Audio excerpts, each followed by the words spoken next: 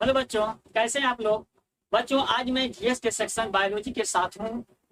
बच्चों, जैसा कि आप जानते हैं, आजकल किसी भी कॉम्पिटिटिव एग्जाम में यहाँ से क्वेश्चन देखने को मिलते हैं। तो आइए हम स्टार्ट करते हैं। बायोलॉजी का जो चैप्टर है डाइजेस्टिव सिस्टम, बहुत ही अहम चैप्टर है दोस्तों। बायोलॉजी में अगर देखा जाए तो पूरे अगर सिस्टम को आप पढ़ लेते हैं तो यहाँ से क्वेश्चन आपको ज्यादा से ज्यादा देखने को मिलेंगे। तो दोस्तों, आइए हम स्टार्ट करते हैं। आप लोग देख पा रहे हैं, यह है पाचन तंत्र, जिसे हम कहते हैं डाइजेस्टिव सिस्टम। जी हाँ, जी हाँ दोस्तों, डाइजेस्टिव सिस्टम अगर देखा जाए तो क्या होता है digestive system, what is digestive system. आइए हम इस पे बात करते हैं। सबसे पहले हम बात करें पाचन, व्हाट इज अ डाइजेशन, क्या होता है पाचन। पाचन की अगर बात करें तो जटिल भोज्य पदार्थ, हाँ जटिल भोज्य पदार्थ जल और एंजाइम की सहायता से सरल भोज्य पदार्थों में परिवर्तित होने की जो प्रक्रिया होती है, जो प्रोसेस होती है, उसी को हम क्या कहते हैं, हम पाचन कहते हैं। आप दूसरे शब्दों में अगर देखा जाए तो बच्चों, यहाँ पे आप लोग देख पा रहे हैं कार्बोहाइड्रेट, वसा और प्रोटीन को जल और एंजाइम, ये ध्यान दीजिए आप लोग, जल और एंजाइम की सहायता से क्रमशः ग्लूकोज, वसी अम्ल और अमीनो अम्ल में बदलने की जो क्रिया होती है, जो प्रोसेस होता है, उसी को हम क्या कहते हैं, उसी को हम पाचन कहते हैं दोस्तों। यानी अगर देखा जाए, आपको पता होगा, जो कुछ भी हम खाते हैं, भोज्य पदार्थ खाते हैं, रोटी चावल दाल, जो भी कुछ हम खाते हैं बच्चों, उसमें हम क्या खाते हैं, साइंस की भाषा में हम क्या खाते हैं, प्रोटीन खाते हैं, कार्बोहाइड्रेट खाते हैं, वसा खाते हैं। बच्चों, आज मैं इस पे हम डिटेल से चर्चा करेंगे। तो इसी को हम क्या कहते हैं, पाचन कहते हैं दोस्तों। बच्चों, आज मैं पाचन की बात किया जाए तो इस पाचन की क्रिया में शरीर के जो जो अंग भाग लेते हैं, यानी जो पाचन हो रहा है, उस पाचन की क्रिया में शरीर का कोई एक अंग तो भाग लेता नहीं होगा। हाँ, शरीर के बहुत सारे अंग, कई अंग भाग लेते हैं। इसी सभी अंग को हम सामूहिक रूप से क्या कहते हैं, पाचन तंत्र कहते हैं। आइए देखें, पाचन तंत्र को दो भागों में डिवाइड किया गया है। आप लोग देख पा रहे हैं, इधर है एलिमेंट्री कैनाल, हाँ एलिमेंट्री कैनाल, जिसे हम क्या कहते हैं, आहार नाल कहते हैं। क्या कहते हैं, आहार नाल कहते हैं। और दूसरा है सहायक पाचन ग्रंथियां। आप लोग देख पा रहे हैं, आहार नाल यानी देखा जाए तो मुख गुहा, इसके अंतर्गत कौन कौन से आते हैं, यानी जब हम मुख गुहा में भोजन जब हम ग्रहण करते हैं तो किस किस अंग से होकर जाता है, ये सब आहार नाल के अंतर्गत आते हैं। यानी कहाँ कहाँ से भोजन होकर जाता है, उसे हम पूरे क्या कहते हैं, आहार नाल कहते हैं। अगर हम बात करें तो आहार नाल की देखा जाए तो यहाँ से मुख गुहा से लेकर एनस यानी गुदा तक इसकी कुल लंबाई कितनी होती है, तो 32 फीट होती है। कितनी होती है बच्चों, 32 फीट होती है। यानी आहार नाल की कुल लंबाई कितनी होती है, तो 32 फीट होती है। इसके अंतर्गत कौन कौन से आता है, तो आप देख पा रहे हैं, मुख गुहा, ग्रास नली, आमाशय, छोटी आंत, बड़ी आंत और गुदा। जी हाँ, ये सब आहार नाल के क्या है, हिस्से हैं। हम इधर देखें, सहायक पाचन ग्रंथियां, यानी देखा जाए हेल्पिंग डाइजेस्टिव ग्लैंड्स जो होते हैं, कौन कौन इसके अंतर्गत आते हैं, तो आप देख पा रहे हैं, लाल ग्रंथि, जठर ग्रंथि, यकृत ग्रंथि, अग्नाशय, ब्रूनस ग्लैंड। जी हाँ, लाल ग्रंथि सलाइवरी ग्लैंड कहते हैं। जठर ग्रंथि की बात करें दोस्त यहाँ पे, तो दोस्तों जिसे हम क्या कहते हैं, गैस्ट्रिक ग्लैंड कहते हैं। यहाँ पे देख लीजिए, तीसरे नंबर पे कौन है, यकृत ग्रंथि, यानी इसे हम क्या कहते हैं, इंग्लिश में लीवर ग्लैंड कहते हैं। अग्नाशय की बात करें तो अग्नाशय यानी पैंक्रियास ग्लैंड कहते हैं। हाँ बच्चों, ध्यान से सुनिएगा, पैंक्रियास ग्लैंड कहते हैं। और आगे देखा जाए तो ब्रूनस ग्लैंड होता है, जो कि छोटी आंत में पाया जाता है। तो बच्चों, ये सब जो है सहायक पाचक ग्रंथियां और ये आहार नाल, इन्हीं के जाल को हम क्या कहते हैं, पाचन तंत्र कहते हैं। क्वेश्चन यहाँ कैसे बनेगा, क्वेश्चन हम बना कर दिखा रहे हैं। क्वेश्चन पूछा जा सकता है कि निम्नलिखित में से कौन सी ग्रंथि पाचन की क्रिया में सहायता करती है। हाँ, कौन सी ग्रंथि पाचन की क्रिया में सहायता करती है, तो यहाँ इसमें से कोई 3 ऑप्शन दे देगा और हो सकता है कि डी दे दे सभी। आहार नाल की अगर बात करें तो इसमें कौन सी ग्रंथि, कौन सा आहार नाल, कौन सा अंग जो है आहार नाल का हिस्सा है। क्वेश्चन कह सकता है, ऑप्शन बना सकता है, मुख गुहा, ग्रास नली, छोटी आंत, इनमें से सभी। तो बच्चों ये आहार नाल का हिस्सा है और ये क्या है, ग्रंथियां हैं जो कि इसमें क्या करती हैं, मदद करती है पचाने में। इनके द्वारा एंजाइम का स्रावन होता है और आपको तो पता है, डेफिनेशन में ही क्लियर हो चुका है कि जल और एंजाइम की सहायता से ही पाचन संभव है। अगर दोस्तों इसमें एंजाइम न रहे तो पाचन की क्रिया संपन्न नहीं हो पाएगी। तो उम्मीद है ये पॉइंट क्लियर हो गया होगा। अब हम इसको डिटेल से जानेंगे। इधर आप लोग देख पा रहे हैं, ये फिगर के माध्यम से हम इसको समझाने की कोशिश करेंगे। ये फिगर आपके माइंड में दोस्तों अगर सेव हो जाता है तो आसानी से आप इस क्वेश्चन से, इस चैप्टर से क्वेश्चन बना पाएंगे। बच्चों आइए इसको हम देखें। ये आप लोग फिगर को देख पा रहे हैं, यहाँ पे अगर देखा जाए तो ये जो है मुख गुहा है। हाँ, आप देख पा रहे हैं, यहाँ पे देखा जाए तो बच्चों इसे हम क्या कहते हैं, मान लीजिए ये मुख गुहा है, मुख गुहा। मुख गुहा के बाद यहाँ पे एक वाल्व लगा रहता है। ये इस जगह का नाम है ग्रसनी। ध्यान से सुनिएगा, इस जगह का नाम है बच्चों क्या, ग्रसनी। इस ग्रसनी के पास एक वाल्व लगा रहता है। इस वाल्व को कहते हैं इपीग्लोटिस वाल्व। ध्यान से सुनिए बच्चों, इपीग्लोटिस वाल्व, इपीग्लोटिस वाल्व। हाँ बच्चों, इपीग्लोटिस वाल्व जो होता है यह कहाँ है, तो ग्रसनी के पास है, यानी इसको इंग्लिश में कहते हैं फेनिक्स के पास है। यहाँ पे एक और नली, यहाँ पे एक और पाइप होता है जिसे हम श्वास नली कहते हैं। आप लोग ध्यान से देखिए, श्वास नली और ग्रास नली जहाँ कनेक्ट होते हैं वहां पे एक वाल्व लगा रहता है। जब हम भोज्य पदार्थ ग्रहण करते हैं तो यह जो ग्रास नली है, ग्रास नली में जाने से पहले यहाँ पे वाल्व जो लगा रहता है, ये वाल्व खुलता है, ओपन होता है और नासा गुहा को पैक कर देता है। नासा गुहा को पैक कर देता है ताकि भोजन नासा में या नाक में न जा पाए। और जैसे हम खाना खा लेते हैं, भोजन कर लेते हैं, तो पुनः यह वाल्व मुख गुहा पे आकर लग जाता है। तो बच्चों यहाँ से देखा जाए तो मुख गुहा है। उसके बाद पहले हम परिचय करा लें। यहाँ पे देख पा रहे हैं आप, इस इपीग्लोटिस वाल्व के बाद ये जो पाइप है, जो कि इसको हम क्या कहते हैं, ग्रास नली कहते हैं, जिसको कि इंग्लिश में क्या कहते हैं, आप देख पा रहे हैं आइसोफेगस, आइसोफेगस कहते हैं बच्चों। ग्रास नली को हम आइसोफेगस कहते हैं। उसके बाद ध्यान से देखिएगा, ये आपका अमाशय है, अमाशय, या अमाशय जिसको हम क्या कहते हैं, क्या कहते हैं, स्टमक कहते हैं। पहले हम परिचय करा रहे हैं, डिटेल से इसके बारे में हम जानेंगे। अमाशय के बाद देखिएगा, यहाँ से जो ये संरचना दिखाई दे रहा है, देखिए आप सिंपल में जो सादा में संरचना है, ये जो संरचना दिखाई दे रहा है बच्चों, इस संरचना को कहते हैं छोटी आंत, क्या, स्मॉल इंटेस्टाइन। उसके बाद आप देख पा रहे हैं, ये जो रिंग जैसी संरचना है, ये रिंग जैसी, देखिएगा यहाँ पे रिंग जैसी संरचना से पहले एक और संरचना दिखाई दे रही है।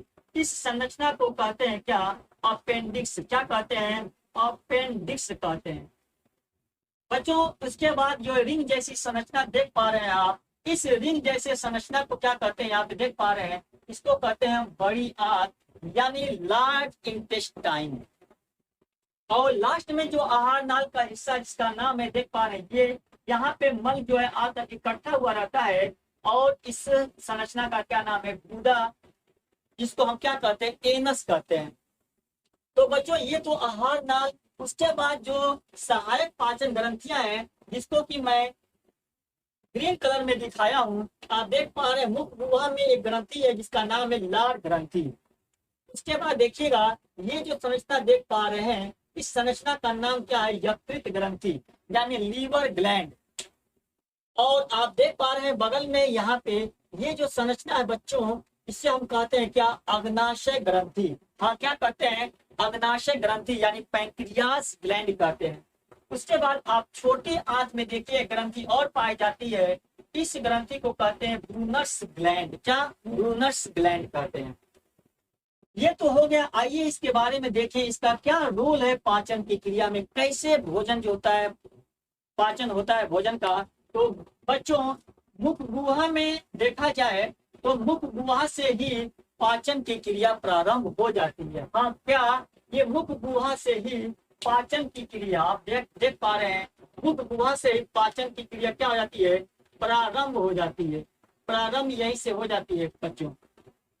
और इस मुख गुहा में एक ग्रंथि पाई जाती है जिसका नाम है लार ग्रंथि या सलाइवरी ग्लैंड। क्या? Salivary gland. बच्चों, इस लार ग्रंथि से एक रस का सेक्रेशन होता है। क्या सेक्रेशन होता है? जिसे हम क्या कहते हैं? लार रस कहते हैं, यानी लार कहते हैं।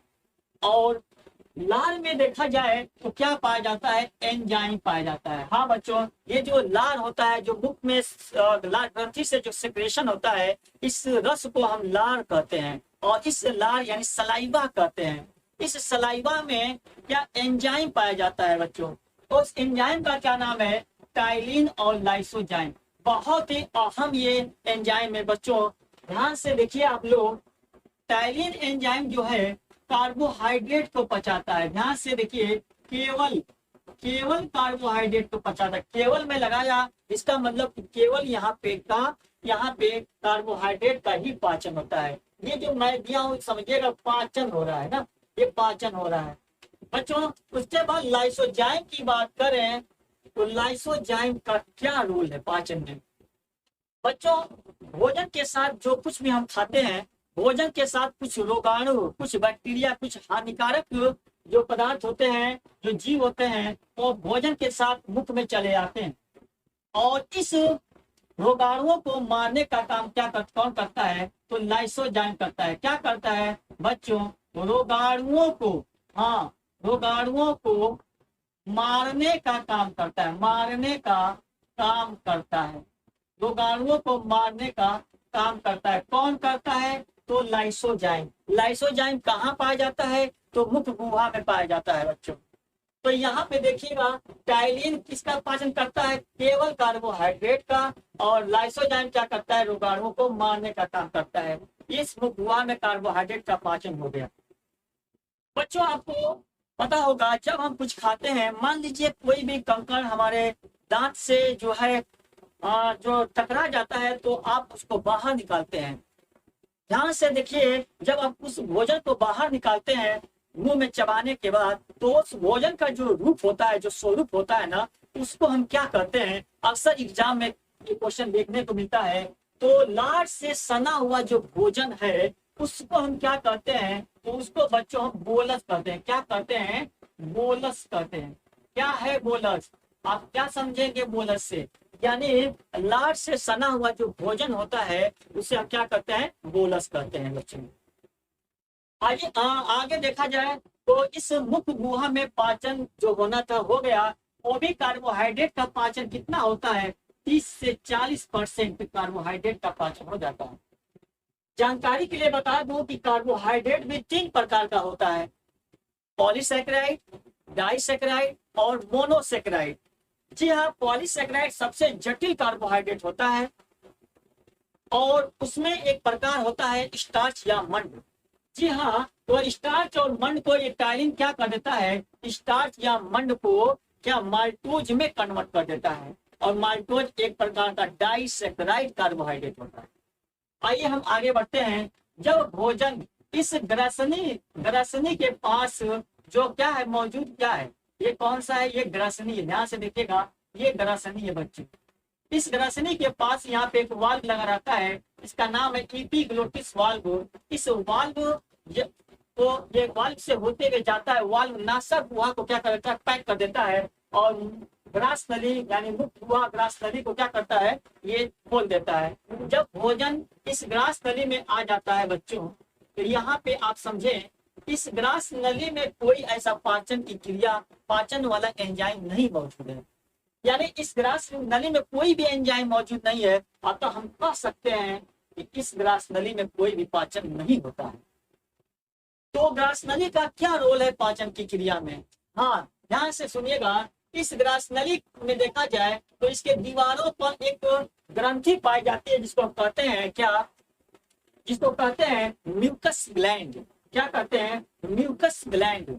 इस म्यूकस ग्लैंड से एक चिपचिपा पदार्थ, हाँ, एक चिपचिपा पदार्थ का स्रावण होता है। एक चिपचिपा पदार्थ का स्रावण होता है और उसी चिपचिपा पदार्थ को कहते हैं सलेष्मा।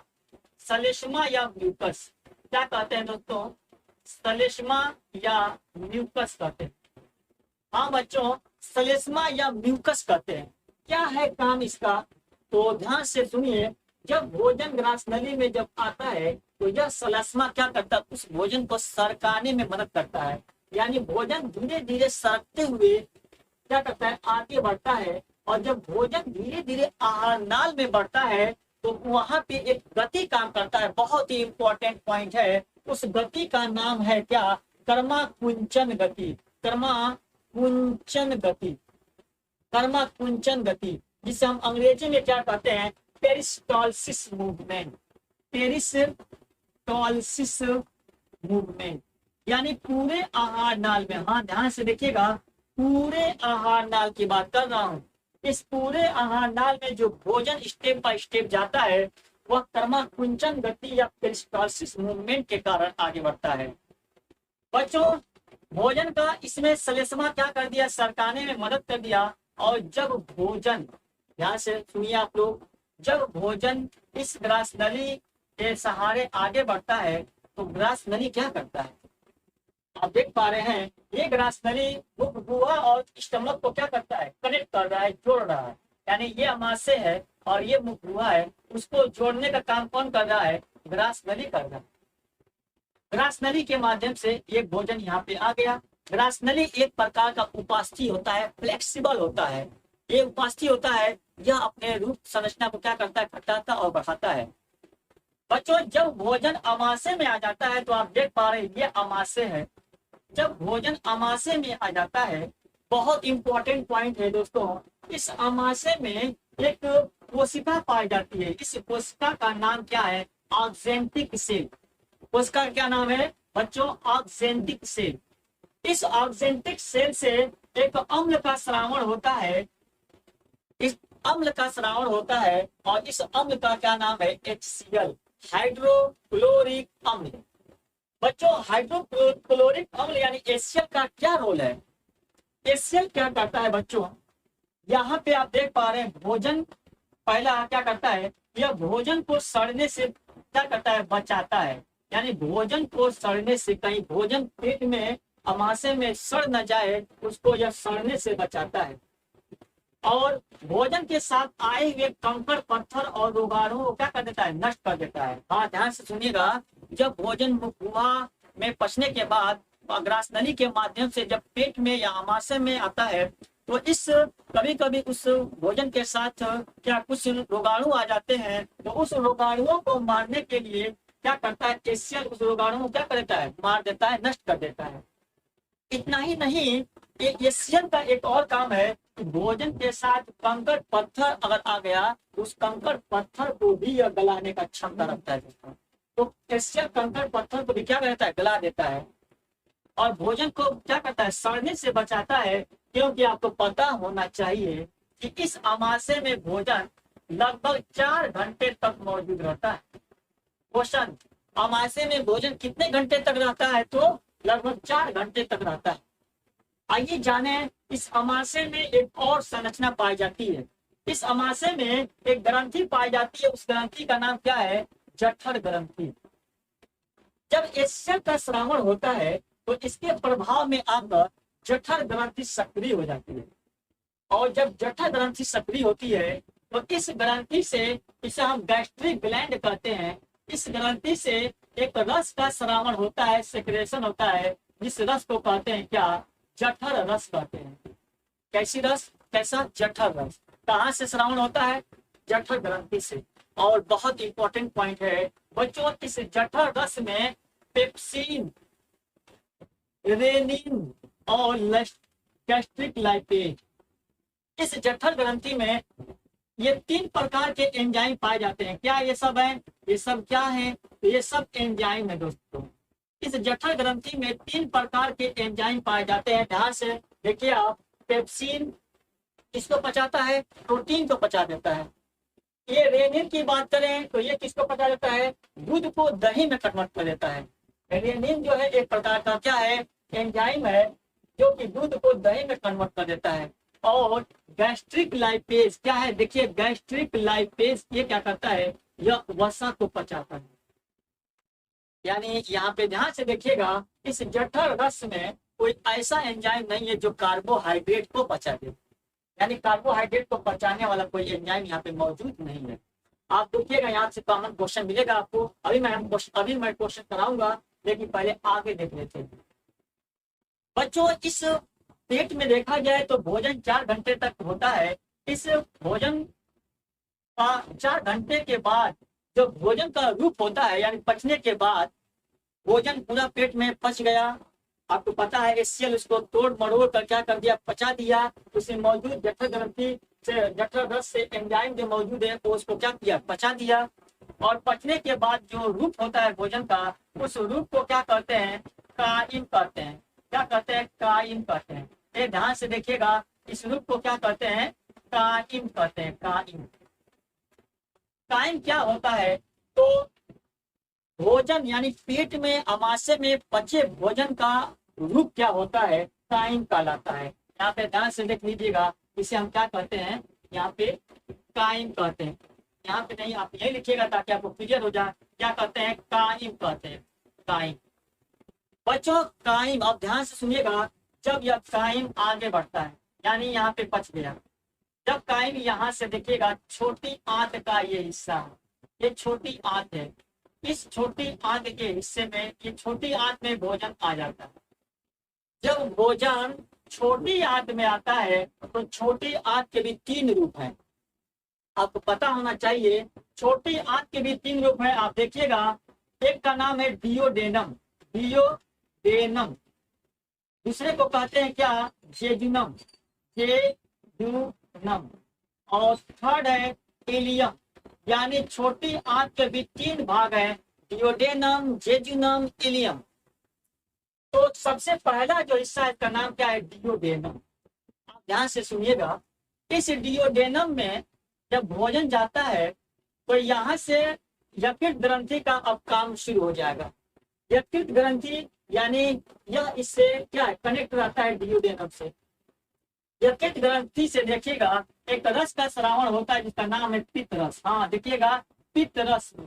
हाँ बच्चों, पित्त रस। पित्त रस का श्रावण कहाँ से होता है? तो यकृत से होता है। ये है आपका यकृत। और पित्त रस जब श्रावण हो जाता है, सेक्रेशन हो जाता है, तो यहाँ पे एक संरचना देखने को मिलता है। इसी संरचना को कहते हैं पित्ताशय। क्या कहते हैं बच्चों? पित्ताशय कहते हैं।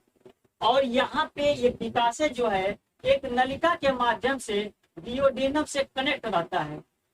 पित्ताशय नलिका के माध्यम से छोटी आंत का जो हिस्सा डियोडेनम है वहां से एक कनेक्ट रहता है। और गौर करिएगा, जब यह पित्त रस जब इस नलिका के माध्यम से जब इस डियोडेनम में जाता है, तो इस डियोडेनम में जाता है, गौर करिएगा, तो डियोडेनम में जाता है जो एक काइम खाना, यानी काइम जो है जो अमाशय से इस डियोडेनम में आता है दोस्तों, तो उस काइम का जो स्वरूप है वो अम्लीय है। तो उस अम्लीय भोजन को यह पित्त रस क्या करता है? क्षारी बना देता है। ध्यान से सुनिएगा, ये पित्त रस जाकर उस भोजन को क्या कर देता है? काइम में जो अम्लीय मात्रा है उसको क्षारी बना देता है। और वही नहीं, यहाँ पे ध्यान दीजिएगा, बगल में एक और संरचना आप देख पा रहे हैं। इस संरचना का नाम है अग्नाशय। बहुत इंपॉर्टेंट ग्रंथि है बच्चों, अग्नाशय ग्रंथि। इस अग्नाशय ग्रंथि, ध्यान से देखिएगा, भोजन यहाँ पे आ गया। अब अग्नाशय का रोल, पाचन की क्रिया में अग्नाशय का क्या रोल है, आइए इसको पहले हम जान लें। अग्नाशय की बात करें तो इससे एक रस का सेक्रेशन होता है जिसका नाम है अग्नाशय रस। अग्नाशयी रस। अग्नाशय रस को क्या कहते हैं? ध्यान से देखिएगा, इसमें 3 प्रकार के एंजाइम होते हैं। इस अग्नाशय रस में 3 प्रकार के एंजाइम होते हैं जो कि बहुत इंपॉर्टेंट एंजाइम है बच्चों। यहाँ पे देखा जाए तो एक एंजाइम है जिसका नाम है लाइपेज। आप इसको एल एल लाइपेज, दूसरा है क्या एमाइलेज, और तीसरा क्या है ट्रिप्सिन।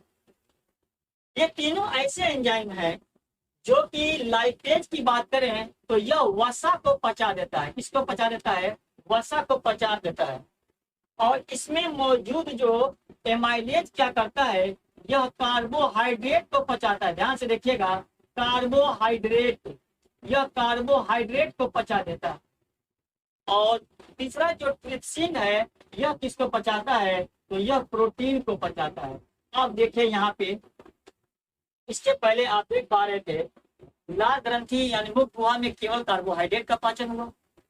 अमाशय में आए तो किसका पाचन हुआ? देखिए, जठर रस, पेप्सिन एंजाइम प्रोटीन को पचाया, रेनिन एंजाइम दूध को दही में कन्वर्ट किया, गैस्ट्रिक लाइपेज वसा को पचाया। लेकिन यहाँ पे अगर देखा जाए अग्नाशय ग्रंथि में बच्चों ना, तो यहाँ पे वसा को भी पचाने वाला एंजाइम लाइपेज है, एमाइलेज कार्बोहाइड्रेट को पचाने वाला एंजाइम है, और ट्रिप्सिन किसको पचाने वाला एंजाइम है? प्रोटीन को पचाने वाला एंजाइम है। बच्चों ध्यान से, यहाँ से सुपर हिट क्वेश्चन बनता है जीएस का, कि इस अग्नाशय रस में तीनों प्रकार के एंजाइम पाए जाते हैं जो कार्बोहाइड्रेट, वसा और प्रोटीन को पचाते हैं। इसीलिए इस अग्नाशय रस को हम क्या कहते हैं? पूर्ण पाचक रस कहते हैं, पूर्ण पाचक रस कहते हैं। ये आप एकदम दिमाग में फिट कर लीजिएगा। पूर्ण पाचक रस किसे कहते हैं? तो किसे कहते हैं? अग्नाशयी रस को कहते हैं। क्यों कहते हैं?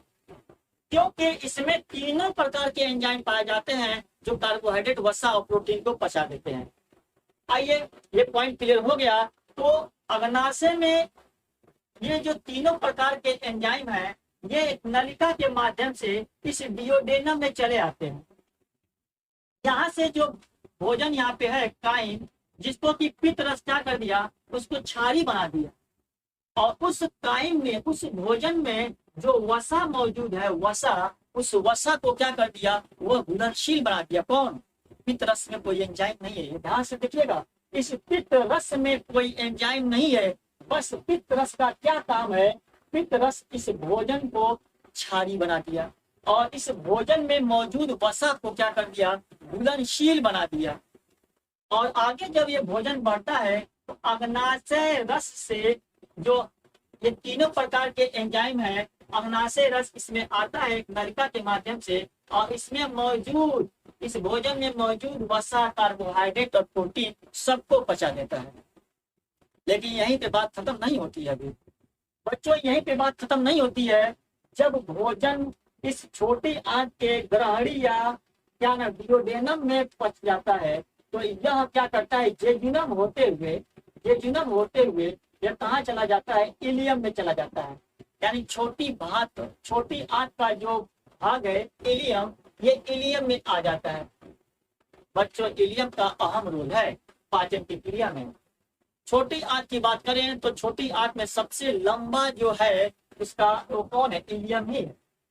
पूरे आहार नाल की बात करें तो सबसे लंबा कौन है? तो छोटी आंत। इसका लंबाई कितनी होती है? तो 17 फीट होती है।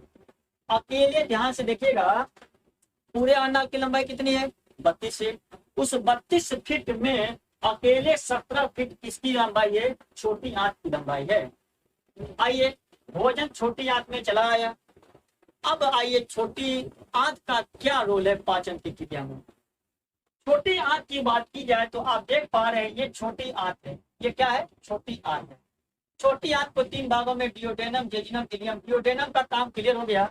अब गौर करिएगा, इस छोटी आंत में ग्रंथि पाई जाती है जिसका नाम है ब्रूनर्स ग्लैंड। क्या? Brunner's gland. बच्चों, ब्रूनर्स ग्लैंड से एक रस का स्रावण होता है, सेक्रेशन होता है। इस रस को कहते हैं क्या?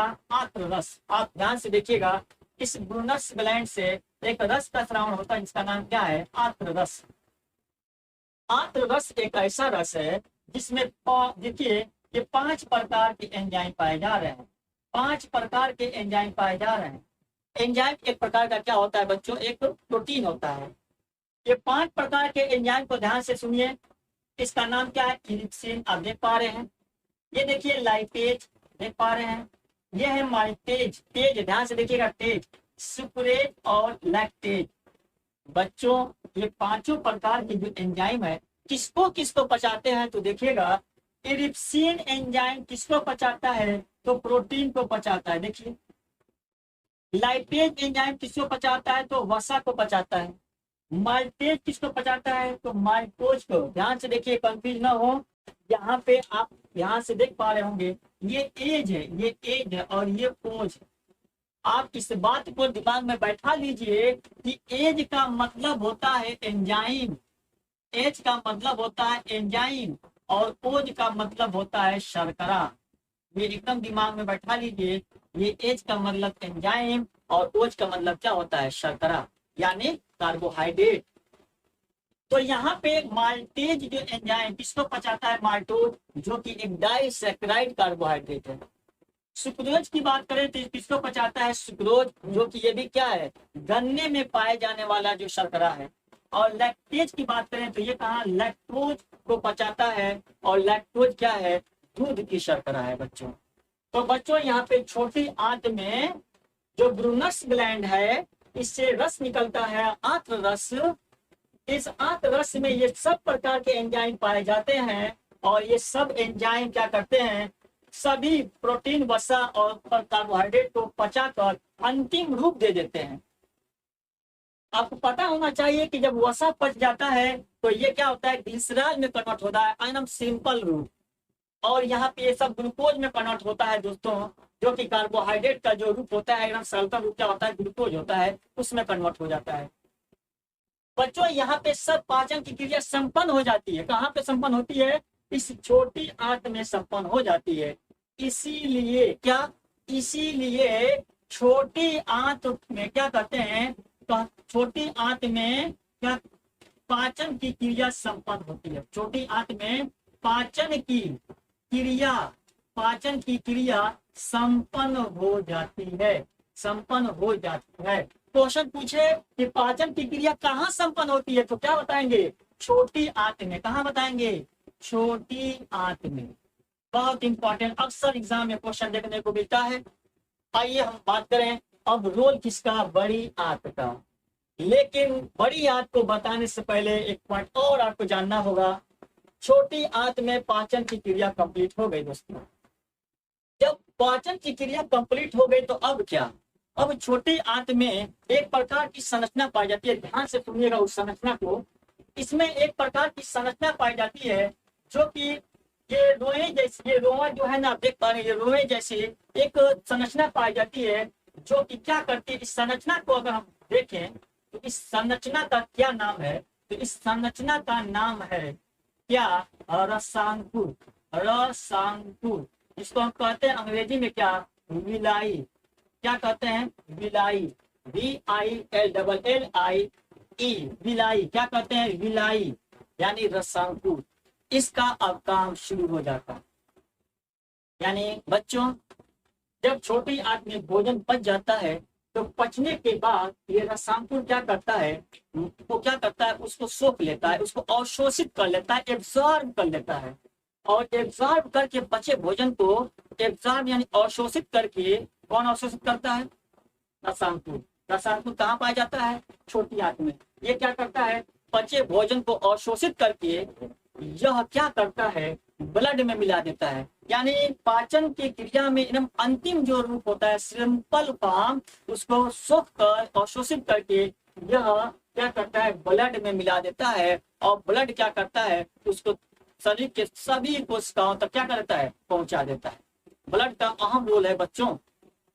बच्चों यहाँ पे क्लियर हो गया कि रसांकुर ने अपना काम कर लिया, उसको अवशोषित कर लिया। लेकिन जानकारी के लिए बता दूं कि छोटी आंत में ही अवशोषण होता है, ये कोई जरूरी नहीं है। अवशोषण क्रिया तो अमाशय से ही शुरू हो जाती है, लेकिन सबसे ज्यादा अवशोषण कहाँ होता है? तो छोटी आंत में होता है। किसके माध्यम से होता है? तो रसांकुर या विलाई के माध्यम से होता है। क्लियर हो गया दोस्तों?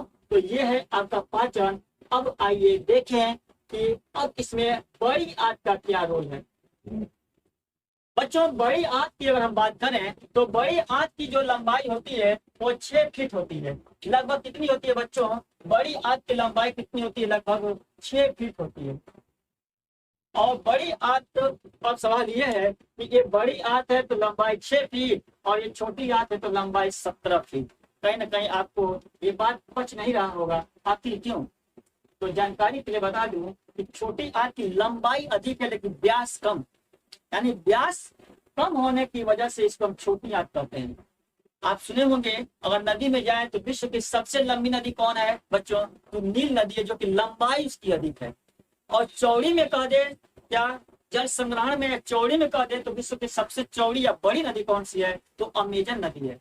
तो यहाँ पे अमेजन नदी का व्यास अधिक है, लंबाई कम है, और नील नदी की लंबाई ज्यादा है और व्यास कम है। ठीक उसी तरह यहाँ पे छोटी आंत का व्यास कम है, लंबाई अधिक है, लेकिन बड़ी आंत का व्यास अधिक है, लंबाई कम है। तो बच्चों व्यास के आधार पर इसको हम छोटी और बड़ी का नाम दिया गया।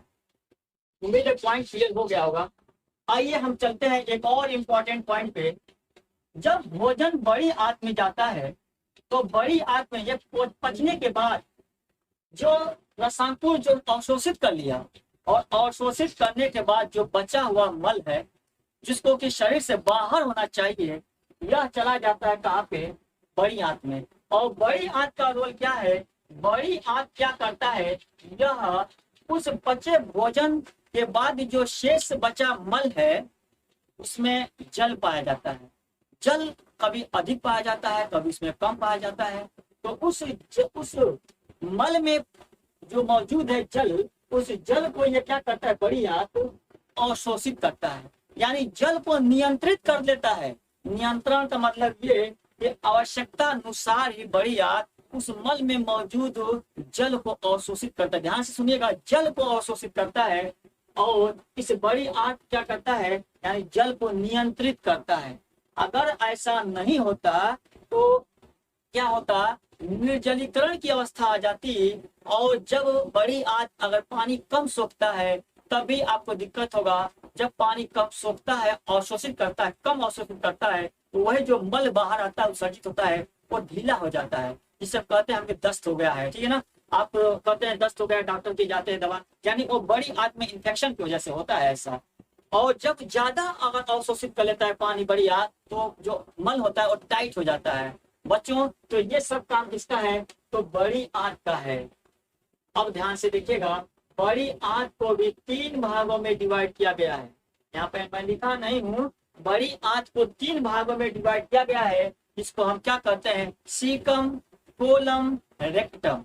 हाँ, क्या कहते हैं? सीकम। ये बड़ी आंत, ध्यान से देखिएगा, मैं यहाँ लिख ही दे रहा हूँ। क्या देखिएगा? सीकम, हिंदी में लिख रहा हूँ, सीकम, कोलम और रेक्टम।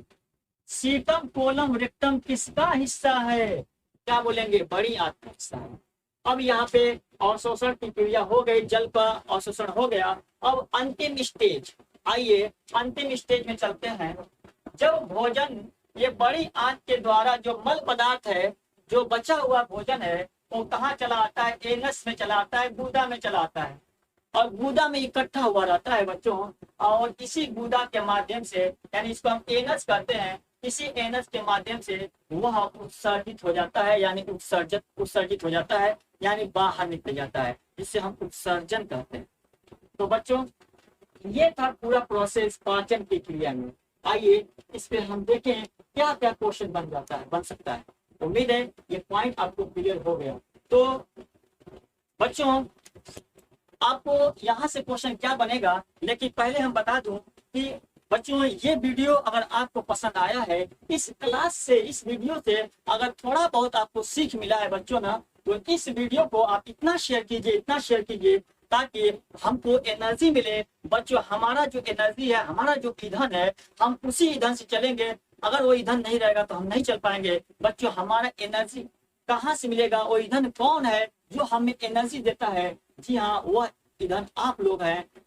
यदि आप लोग वीडियो को शेयर करते हैं तो ज्यादा से ज्यादा लोग इस चैनल पे जुड़ेंगे और हमको ईंधन मिलेगा बच्चों। बगैर ईंधन का तो दुनिया में कोई ऐसा चीज चल ही नहीं सकता है। तो हमारा यही ख्वाहिश है कि आप लोग इस वीडियो को ज्यादा से ज्यादा शेयर करें, ताकि ज्यादा से ज्यादा लोग हमसे जुड़े और हम उनको अपना जो कुछ भी नॉलेज है उनको हम शेयर करें। तो बच्चों इसका आप स्क्रीनशॉट ले लें बच्चों, और इसका आप नोट्स बना लें। स्क्रीनशॉट लीजिए, इसके बाद हम क्वेश्चन कराएं, कैसे क्वेश्चन पूछा जा सकता है। 2 मिनट और आप टाइम दें, लेकिन इसका पहले स्क्रीनशॉट आप ले लें। उम्मीद है बच्चों आप लोग स्क्रीनशॉट ले लिए होंगे। बच्चों यहाँ से क्वेश्चन क्या बन जाएगा, आप ध्यान से सुनिएगा। क्वेश्चन बन जाएगा क्या कि पाचन की क्रिया कहाँ से प्रारंभ होती है, क्या बताएंगे? पाचन की क्रिया कहाँ से प्रारंभ होती है, तो क्या बताएंगे? मुख गुहा से प्रारंभ होती है। बच्चों क्वेश्चन पूछा जा सकता है कि जठर ग्रंथि कहाँ पाई जाती है, तो क्या बोलेंगे? जठर ग्रंथि अमाशय में पाई जाती है। हाँ, एंजाइम की बात कर लें तो किस एंजाइम की बात कर लें तो लाल ग्रंथि, यानी देखा जाए तो टाइलिन एंजाइम का श्रावण कहाँ होता है, तो क्या बोलेंगे? मुख गुहा में होता है। किसके द्वारा? तो लाल ग्रंथि के द्वारा। बहुत इंपॉर्टेंट क्वेश्चन पूछा जा सकता है, जो कि सुपर हिट क्वेश्चन है जीएस का, कि ये तमाम इसमें रस है। देखिए यहाँ पे आपने देखा लाल रस, यहाँ पे आपने देखा पित्त रस, यहाँ पे देखा आपने आत्र रस, और यहाँ पे देखा आपने अग्नाशयी रस। ये तमाम जो रस है जिसमें एंजाइम मौजूद है, इन सभी रसों में वह कौन सा रस है जिसे हम पूर्ण पाचक रस कहते हैं? तो बच्चों इससे हम क्या पूर्ण पाचक रस कहते हैं? कौन है? अग्नाशयी रस। अग्नाशयी रस। तो हाँ, अग्नाशय रस यानी हम पैंक्रियाज जूस कहते हैं इसको इंग्लिश में। तो पैंक्रियाज जूस में ये इसको हम क्या कहते हैं? पूर्ण पाचक रस कहते हैं। बहुत इंपॉर्टेंट क्वेश्चन और बन सकता है क्या कि पूरे आहार नाल में सबसे देर तक खाना कहाँ मौजूद रहता है, तो क्या बोलेंगे? अमाशय में। कितने घंटे? 4 घंटे तक। क्वेश्चन ये भी बन जाएगा कि ऑक्जेंटिक सेल, हाँ ऑक्जेंटिक सेल कहाँ पाया जाता है, तो क्या कहाँ पाया जाता है? तो देख पा रहे हैं यहाँ पे ये अमाशय से मैं तीर ले गया, कहाँ पाया जाता है? तो अमाशय में पाया जाता है। क्वेश्चन ये भी बन सकता है कि ट्रिप्सिन एंजाइम कहाँ मौजूद है, तो ट्रिप्सिन एंजाइम आप देख पा रहे हैं, देखिएगा ये कहाँ मौजूद है? ट्रिप्सिन एंजाइम अग्नाशय में। देखिए अग्नाशय में ट्रिप्सिन। आप इसको शॉर्ट में क्या कर सकते हैं? LAT, यानी अग्नाशय रस में जो है LAT एंजाइम है, LAT लाइपेज, एमाइलेज और ट्रिप्सिन। तो बच्चों क्वेश्चन तो बहुत सारे बन सकते हैं, आप खुद क्वेश्चन बनाइए। और बच्चों अगर ये क्वेश्चन बना लेते हैं तो इसके बाद आपको हम प्रैक्टिस कराएंगे। अगला वीडियो जो होगा आपको प्रैक्टिस के लिए होगा। तो बच्चों धन्यवाद, इस वीडियो को देखने के लिए धन्यवाद, और फिर मिलेंगे अगले वीडियो में।